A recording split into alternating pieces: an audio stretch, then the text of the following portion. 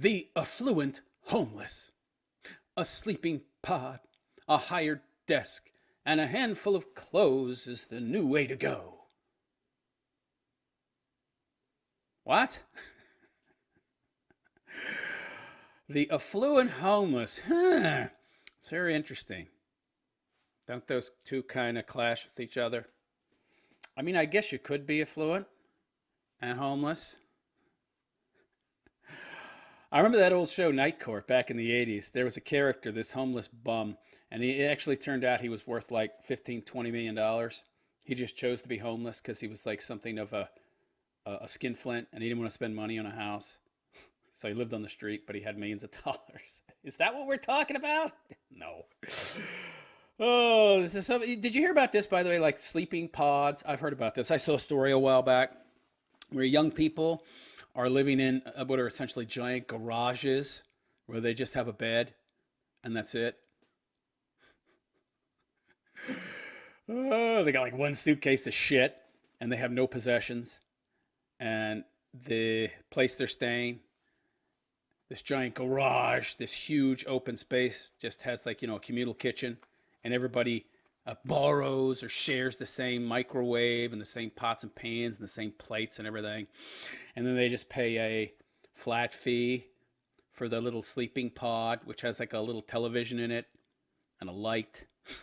Wow. That's the future, by the way. That's the future that the global elite, wealthy bankers want for us. Now, I've heard a lot of people saying, oh, no, those people have enough money, they have enough wealth, they have enough power already, they don't want more. You're idiots to think that. Let me explain something to you. The want for power and control knows no bounds. As the oracle said in the Matrix about the Merovingian, what do all people with wealth and power want? More wealth and more power. It's a bottomless pit. You can never fill it. People who have power, they just want more of it. There's no end. Oh, well, people own homes and can't have that. That's wealth that I don't have. And they're living out in suburbs. They're spread out all over the place. That doesn't give me as much power. I want their property too. I want their wealth too. And I want them to all live bunched up in the same small areas so I can more easily control them. The lust for power is endless. Those who have it, they want more. Those who don't have it, want it. There's very few people out there that are the special angels that the leftists think are going to turn the world into a globalist utopian paradise once they get into power. Most people cannot handle that kind of power. It corrupts them, no matter how good and pure their natures might be. Anyway, before I get into this story, I'd like to ask those of you out there who like and appreciate my content to go check out my website, therealistphilosopher.com. That is therealistphilosopher.com. And go to the very bottom of the page and consider making a donation. There's three ways you can donate. Number one is my Bitcoin wallet address. Number two is my Cash App. And number three is my Patreon, which is a per-piece platform. I make about 8 pieces a month. And it's a subscription-style platform. So if you donate $1, that's like $8 a month. 50 cents, $4 a month. A quarter would be $2 a month. Whatever amount you donate, any is greatly appreciated, no matter what the amount might be. Go check that out, therealistphilosopher.com. That is therealistphilosopher.com. And don't forget to follow me on BitChute as well. BITCHUTE /therealistphilosopher. Okay, so the affluent homeless, isn't that an oxymoron? A sleeping pod, a hired desk, and a handful of clothes. So more and more young people are leaning into the rental or sharing economy. Isn't that what having roommates used to be? What? Why don't you just have roommates if you're that poor or having that difficult a time financially? Or maybe you want to save money to start a business or something. Just get roommates. I mean, just because you have roommates doesn't necessarily label you a loser. Maybe you have a reason for that. But why would you want to live in some big, giant warehouse with a bunch of, double beds along the wall that are so sparse, so minimalist that you don't have a closet, that the only place you have to store goods is a set of drawers that double as the steps up to the second level bunk that'll be above you. You know, they pull out on hinges to become stairs, and then they get pushed in. If you want to use them as the drawers they are. Let me show a picture here. If I have a picture. Let me check this out. Okay. There you go.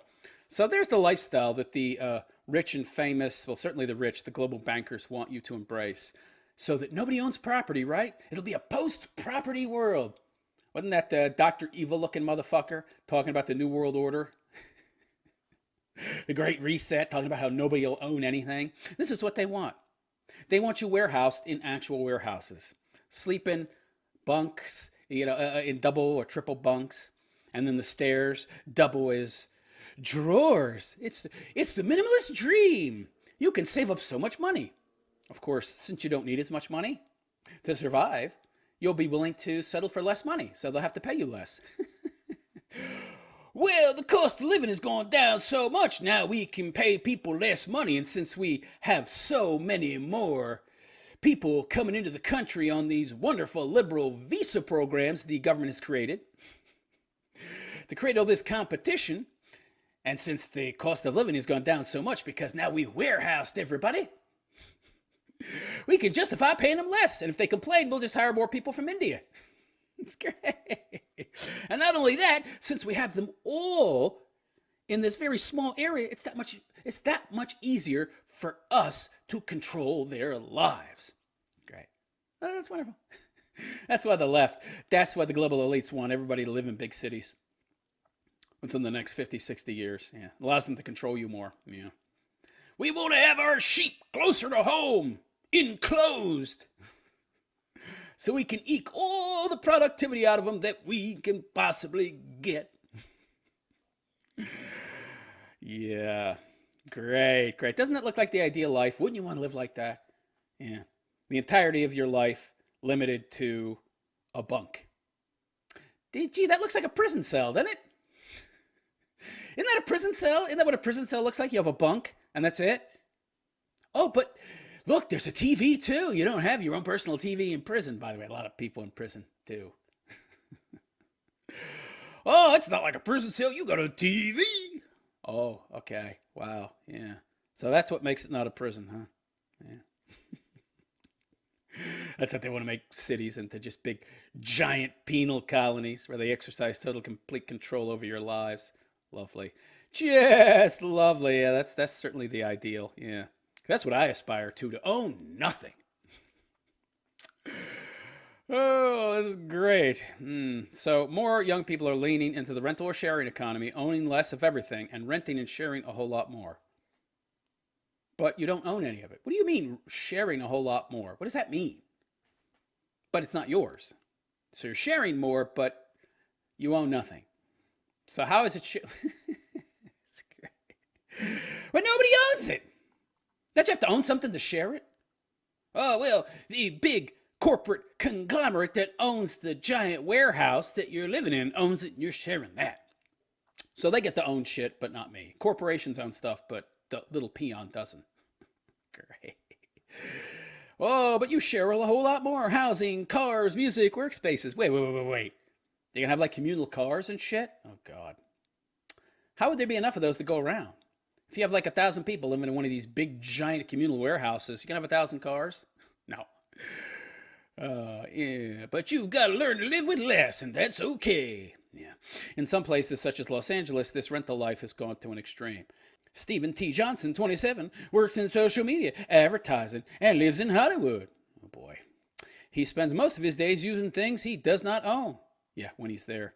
If I were living in one of these big, giant communal warehouses, I wouldn't want to work. I would want to work as much as fucking possible so I didn't have to be there.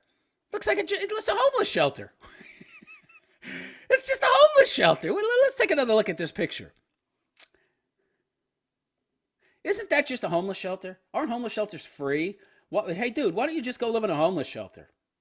That's all you get in a homeless shelter, too. Don't get the TV. Oh, yeah, that's true. But there's a communal TV in homeless shelters, isn't there? Yeah. So essentially, they're trying to teach people to be perfectly, completely okay with living in what is a homeless shelter. and you have to pay for it. This is so interesting. So what the homeless get for free, this fucking guy is paying for. Yeah, that's brilliant. And that's what they want us to be okay with. I mean, I'm a minimalist myself, but I don't want to live with a bunch of other fucking people. I don't want to be such a minimalist that I own nothing, okay? I'm not some super uber fucking Buddhist, okay? Most of who are grifters anyway, and they're lazy fucks sitting around going, and then they hold out a fucking bowl and want you to give them some money that they don't want to work for themselves. I shave my head bald and put on orange robes every day and pretend to be spiritual so you will pay for my food and rent. Oh, yeah, sure. It's a good grift. It's a good fucking grift. So he takes a ride-share service to get to the gym. He does not own a car. Of course not. Yeah, that's being pushed as the ideal, right? There's total freedom, isn't it? No car, no nothing. Wouldn't it also be total freedom to have a car and then you can go anywhere you fucking want, anytime you want? Oh, no. We don't want to push that as freedom because that's actual freedom. At the gym, he rents a locker. More rent. Jesus Christ. He uses the gym's laundry service because he does not own a washing machine. Doesn't this communal warehouse he lives in, where he's got those bunk beds, also have washing machines? No, it'll cost too much money. And then they might start thinking about owning their own washing machine. And how convenient that would be. Oh, yeah, Jesus uses the gym's laundry service. Johnson doesn't even have an apartment, actually. Loser. Loser! He rents a bed in a large room with other people who rent beds for nights, weeks, or months at a time. I bet you it's not that cheap either. I mean, it might be cheap, relatively speaking, compared to the rental cost in L.A., but I bet you it's not all that cheap. Could be $400 or $500 a month just to rent that little cubicle bed through a service called Pod Share. Sounds like hell share to me. That would be my idea of hell. I'm too old to live with other people. And at least if you live with other people, you have your own room. This motherfucker, there's not even curtains. Look at that. You have no privacy. Well, how hard would it be to put a curtain there? Or like a privacy curtain? You see, I think the point in this is to slowly boil the frog ever more. To ratchet up people's accepting of the new normal. They want to remove privacy. Okay? Whatever big company, big corporation owns this warehouse he's living in, where there's not even privacy curtains, they're trying to get you acclimated to the new normal. And this is part of it. No expectation of privacy. What are you going to do for sex? What if you want to have a broad over? Oh, no. I mean, if you want to fuck her, it'll be a public show, right? And maybe you're such a poor, broke motherfucker you want that. You could charge people to view. I don't know. Oh, man. It's crazy. All the residents share a kitchen and bathrooms, but apparently they don't share a washing machine. Johnson also rents a desk at WeWork, a co-working space. Oh, my God. And he says the only clothes he owns are 2 versions of the same outfit. What are you, Hitler? What? Hitler had like one outfit, and he wore the same outfit again and again and again and again. He wanted people to view him as ageless and never changing. Owns 2 fucking outfits. What do you want people to think you're fucking Einstein? Einstein was the same way. I only own one outfit because I want to save my mental energy for more important things than coordinating a wardrobe. Yeah, that sounds like an excuse for being a lazy fuck. Anyway, Johnson says he owns so little that he has even been able to get rid of his backpack. What are you going to carry stuff in? Where do you put the laundry that you get washed at the gym using their laundry service? I gave that up 2 months ago. What, because you couldn't afford it anymore? You needed the extra money? The $5 you got for your backpack? To buy some lunch? By the way, I'm noticing that nothing in this article talks about being able to save more money doing this. I bet you all the money he makes, he expends on getting Uber and Lyft rides, to using his gym's laundry service, the rent that he pays for that little tiny bunk bed. Notice it doesn't say anything about saving money. He says that for him, the lifestyle isn't cumbersome or confusing. That's what's great. When you don't own things, you don't have to keep track of them. You just show up. Oh, you can't keep...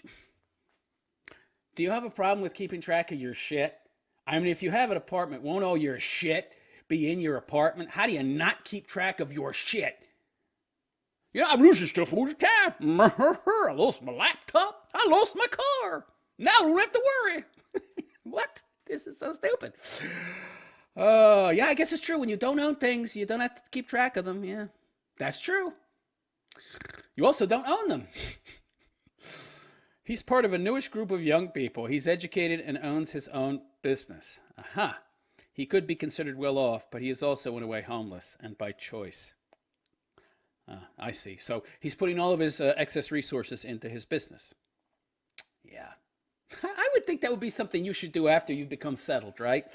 Like after you have all the accoutrements necessary to own your own business, like a car and a house, once you achieve those things, then you start a business. I'm going to put the cart before the horse. Okay. There are two big reasons for this shift: the price of housing and student loan debt. Well, there's a solution to that. You cannot go to college. I mean, unless you're going to be a doctor or a lawyer or a scientist or an engineer or something, you don't really need to go to college. And you'd probably make far more money working in the trades. Go to a vocational school, you'd probably make a hell of a lot more money, and you wouldn't have very much debt. A little more than a third of millennials currently own homes. Yeah, a rate lower than Generation X and baby boomers. They're like 50 years older than you idiots. Of course it's less. But is there something else going on as well? Does Johnson represent a fundamental shift in American capitalism as we know it? Well, they want it to shift. Yeah. Well, you can still own the fruits of your labor, but we don't want you to have any fruits.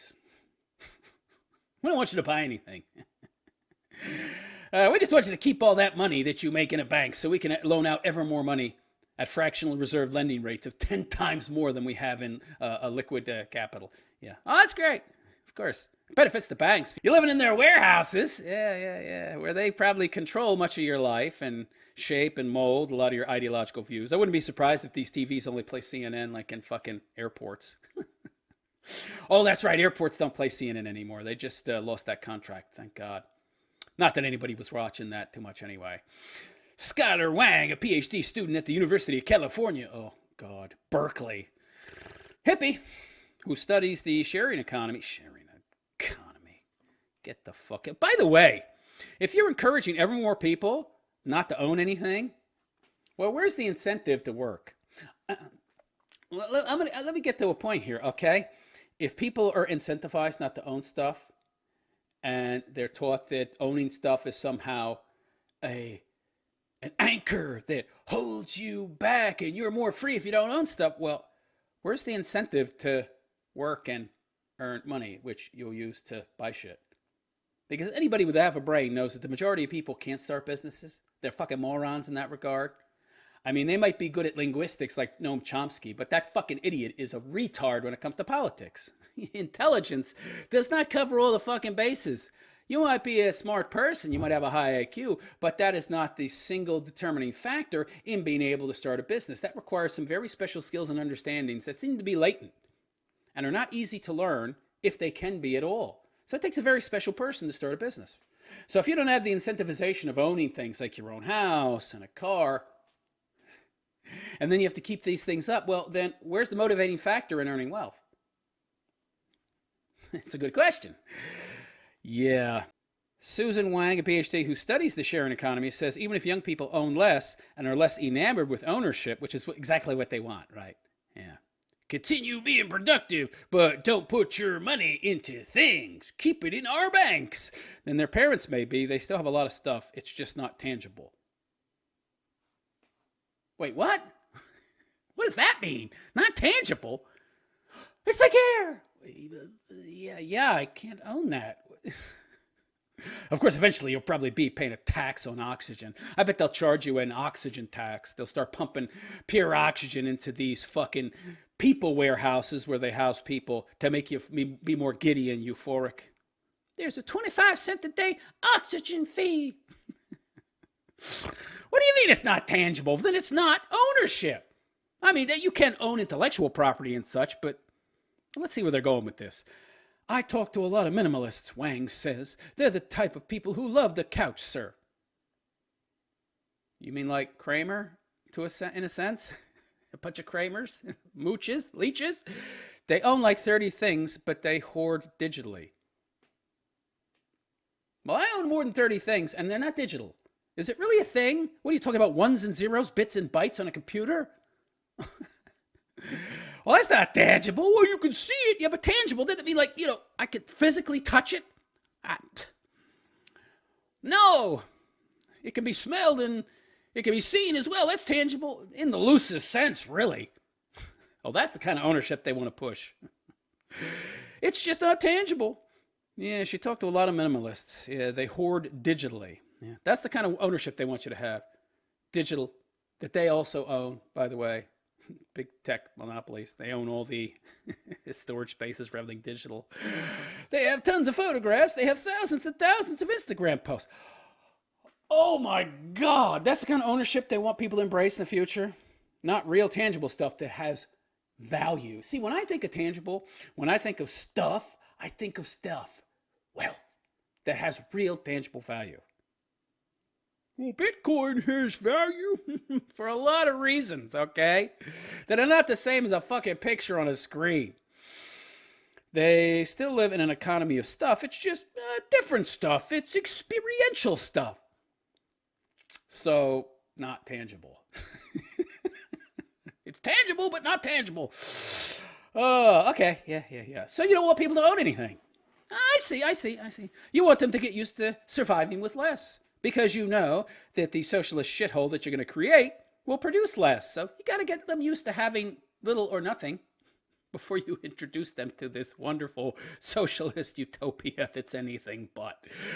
How do businesses deal with this? For starters, a lot more companies are getting into rentals. Like IKEA is starting to lease furniture. Are you kidding me? Well, if you want everybody to live in a fucking pod, what's with the furniture leasing? These big corporations that are probably behind all these fucking pod warehouses, they're smart enough to buy the shit outright so they don't have to pay a monthly fee on this fucking furniture that they're having you sleep on.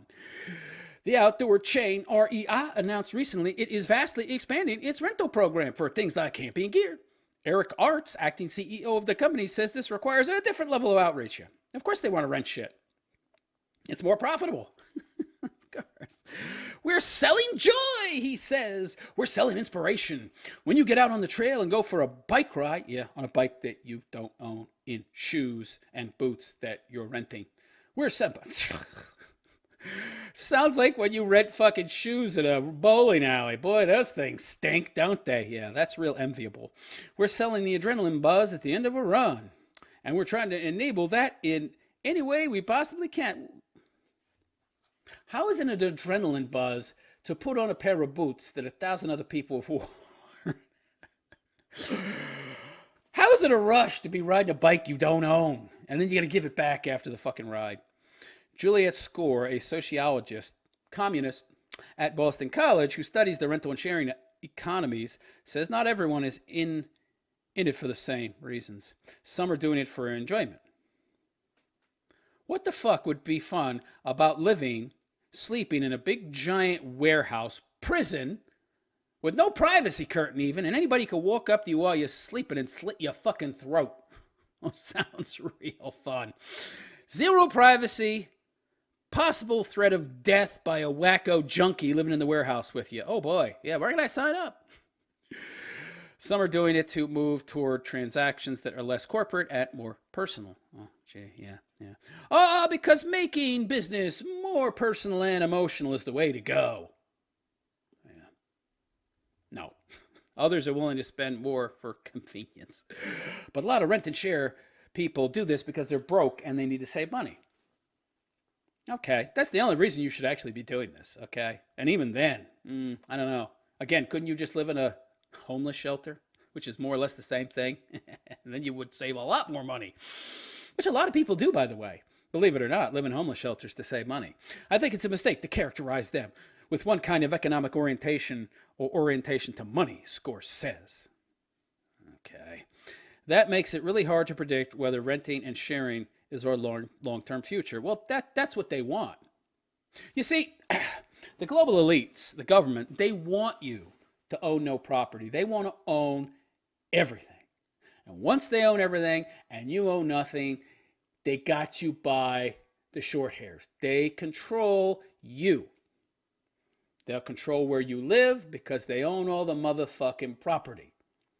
And they're going to control how you live. And if they control where you live and how you live, well, they are also going to be able to fundamentally control the messaging that you receive. So there you go. This is the future that they want for you. This is the new normal. This is the Great Reset. They're talking about it unashamedly. No shame. This is what they want for you. Yeah. Your life will be so much more convenient and easy if you just get used to a lower standard of living with no privacy. Yeah. Again, this is just slowly boiling the frog. They take away your property, they take away your privacy, eventually they own your ass totally and completely. Anyway, let me know what you think of this story. Would you want to live in one of these little motherfucking pods where you have no privacy, you own no property except the clothes on your back, or like this guy, he owns 2 sets of clothing, and that's it. Because that's all that the cleaning service at his gym will do for the membership fee that he pays. Let me know in the comment section. Please like and subscribe to my BitChute channel if you have not already. www.bitchute.com/realistphilosopher. And if you really like and appreciate my content, please consider making a donation. I could really use your help, guys. I really could. So go to my website, therealistphilosopher.com, and click on that donate button. All right? Any amount is greatly appreciated.